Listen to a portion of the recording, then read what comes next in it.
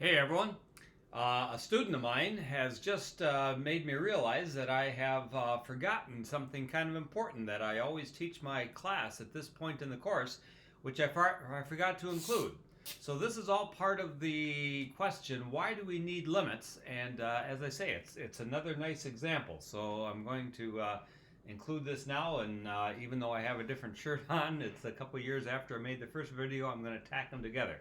So it's all part of the same lesson. So why do we need limits? Here's an example that I often tell my students, and it's fabricated. At least a lot of it is, but it's going to be used to make the point. So my sister and I often have gone traveling together, exploring the West in particular, and and sometimes when we get to these deep ravines, there'll be a bridge over this deep gully in the Rocky Mountains, and I'm kind of curious as to how deep it is. And so I will drop a rock, a heavy rock, over the edge, and then count how long it takes for it to hit the ground or hit the water or whatever is below, and then from that I can determine how high I am. And if you assume that there is no friction with the air, which is somewhat a decent. If it's a heavy rock, then that's not too bad of an approximation. Then it turns out that this formula right here tells you how far the the rock goes, and this is in feet, and this is when t is in seconds. So t is in seconds, and the distance is in feet. So, for example, after 1 second, it's gone 16 feet. After 2 squared is 4 times 16 is 64, and so on. So then I go ahead and I just tell this fabricated story. I say, okay, so we were on this bridge, and I wanted to know how deep it was, and so I drop a big heavy rock off the thing, off the bridge, and I count 1,001, 1,002, 1,003. And just as I'm hitting 1,003, someone steps out from below, and the rock hits him on the head. And when it hits him on the head, they look up and say, "Who threw that rock?" And I say, "I did." And this person says, "Well, I'm a lawyer. I'm going to come up there and sue you." So I say, "Well, come on up." So he comes up, and we have this little discussion, and I decide, okay, I'll pay you $100 times the velocity of the rock in feet per second, and that will be what I'll pay you as a penalty for for giving you a headache. And so he says, okay, I'll agree to that. So then we have to decide how fast was that rock going when it hit him on the head. It hit him at exactly 3 seconds. So that's the story behind this problem, okay? And actually, it is a very serious problem. I just made it into a story. So let's go ahead and graph this function. Here's t, and here's your d of t, the distance that the rock goes. And so here's a graph. It gives you the distance of the rock. Of course, it's going to be a parabola. That's going to give you the distance of the rock. So here's time equal to 1, and there's 2, and let's say there's 3 right there. And of course, the two axes aren't in the same size of unit, because this 3, when you put in 3 squared, is going to get 9 times 16 is going to be 144. So there you are, right there is 144 feet. Okay? So that's how far the rock had fallen when it hit him in the head, but we want to know how fast it was going. Okay, so how do we go about figuring out how fast it was going? And of course, this is all going to involve limits here before we're done. So here's what we decided to do. We said, well, okay, let's think about this rock. If it hadn't hit him on the head, and if it had gone on all the way until it, say, time equal to 5 seconds, then what would the distance have been? Do you agree that the distance would have been 5? And if you stick 5 in here, you're going to get 25 times 16, I believe, is 400, because 16 quarters is $4. So there's 400 right there. And so the point is, we could find the average speed of the rock between these 2 seconds. Agreed? If I wanted to find the average speed is the change in distance divided by the change in time. So I'm going to write average speed here, or average velocity. I'll put a V for velocity. Average velocity. And that's going to be the change in distance divided by the change in time. And so it's going to be 400 minus 144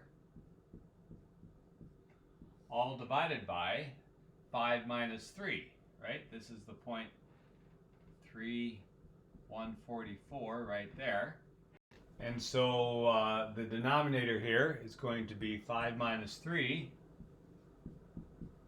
And so here's the change in distance. There's the change in time. And so we end up with, I just calculated it, 256 over 2 is 128 feet per second. Okay? So that's the average speed of the rock over this time period. It's the change in distance divided by the change in time is going to be your average velocity. And notice that that is just the slope of this line. That's key. That's key. See that? This average velocity is the change in the distance divided by the change in time, and that's just the graphically is the slope of that line. So this 128 is the slope of that line. So going back to the story, he said, well, okay. He said 128 times, what did I say, 100 would be $12,800. That's what you owe me. And I say, no, I'm not satisfied with that because this is an approximate. I want the speed right here at 3 seconds. I don't want the speed on this average interval from 3 to 5 because it's speeding up as it goes. I want the speed right there. So he says, okay, well, let's get a better approximation. So instead of going to 5 seconds, let's go to 4 seconds. So now let's think of this point right here. So now this is where things get a little bit messy, so I'm going to have to erase this now and go to another point. So if I had a really nice fine computer and all this stuff, I'd be able to put this all together. But here you are at the point 4, and 4 squared is 16 times 16 is 256. Right there. So now notice that what we have for our average speed is going to be the slope of this line. See that? That's the point 256, so it's going to be 256 minus 144 all over 4 minus 1, which is what? That one I can do in my head. 112 feet per second. Right? 112 feet per second. So do you agree that that's a better approximation? Because that's an approximation just from here to here. It's the average speed from there to there, but that's going to be a better approximation to what the instantaneous speed is at 3. So then I say, well, okay, but heck, I don't want to pay any more than I need to, and that's still 11200 is what, $11,000. I don't want to pay that much, and so is there a way to get it down lower? So I say, well, let's there's no reason to go a full second here. Let's go from 3 to 3.1 seconds. Okay, so again, see what I'm going to do? I'm going to make it look larger than 3.1 just so you can see the difference there, but there's 3.1. Here's the point, what? 3.1 and then 16 times 3.1 squared. Agreed? So the average speed now is going to be, I take 3.1 squared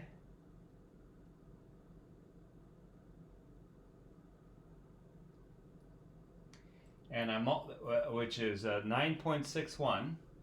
So it's going to be, let me do this, 16 times 9.61 minus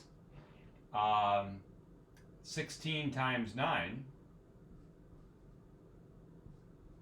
because that's what, if I stick in a 3, I'm going to get 3 times 3 is 9, all over 3.1 minus 3. Agreed? So I'm going to go 9.61, enter, 9, subtract, 16 times, and then 0.1 divide. And I get 97.6. 97.6, and this is again in feet per second. Okay?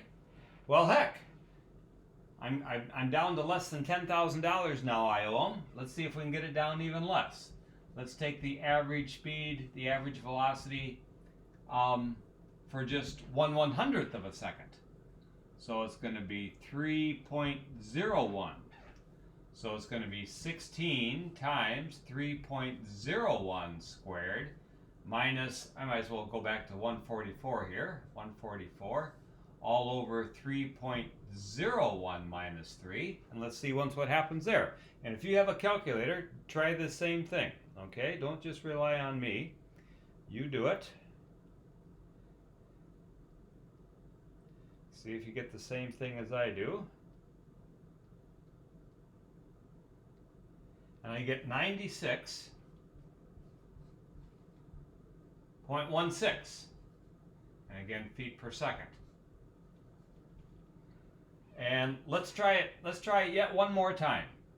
Average speed, average velocity from 16, and let's go 3.001 squared minus 144 all over 3.001 minus 3. So notice, see what we're doing over here? We've got 2 points on this graph that are very, very, very close together. And we're finding, don't lose sight of this, we're finding the slope of that secant line that goes between those 2 points, right? We're finding the slope of that line that connects them. So let's try it again. 3.001, and I'm going to square that, multiply it by 16, subtract 144, and then divide by 0.001. And I get 96.016. Okay? So, we're getting really, really, really close to the instantaneous speed there. And now this should look very similar to what we just did with finding the slopes of a point on a parabola, right? We're doing the same thing. All I've done is I've given it a physical interpretation, which is super important because the whole reason for developing calculus was to apply it to this kind of problem. This is exactly what Newton wanted calculus for, okay? So it's super important, but the point is it's the same sort of thing I just did. So we can do the same sort of thing I did earlier. I can say, hey, let's do this. Let's just choose a point T here. Let's just call it T. And so now this right here will be the point T squared, comma, 16T squared. That's the point on the curve. And so the slope of the secant line between those 2 points is going to be, I'll say the average velocity between those 2 points is going to be 16T squared minus, now I'm going to write it as 16 times 3 squared, okay, just because it's going to be easier in a minute. That's what 144 is, right? 144 is just 3 squared times 16 squared. So I'm going to write it like that, and then divided by T minus 3. So there's your average speed between these 2 points. And what we want to do is, we want this T to get as close as possible to that 3. We got it, how close did we get it? We got it 3.001. Well, it's really tempting, as before, it's really tempting to let that T just actually equal 3. That's what we want, right? We want it to actually be equal to 3. We don't want the slope of the secant line. We want the slope right there. We want the velocity right at that point.